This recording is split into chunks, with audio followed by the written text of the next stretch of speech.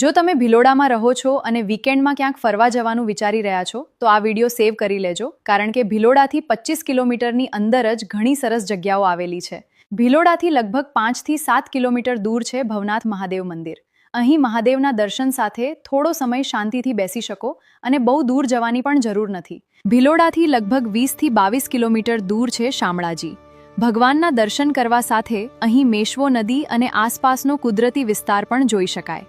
શામળાજીથી આગળ મેશ્વો ડેમ આવે છે, જે ભિલોડાથી લગભગ 21 થી 23 કિલોમીટર જેટલો થાય છે. ચોમાસામાં ડેમ ભરાયેલો હોય ત્યારે અહીંનો નજારો ખાસ સુંદર લાગે છે.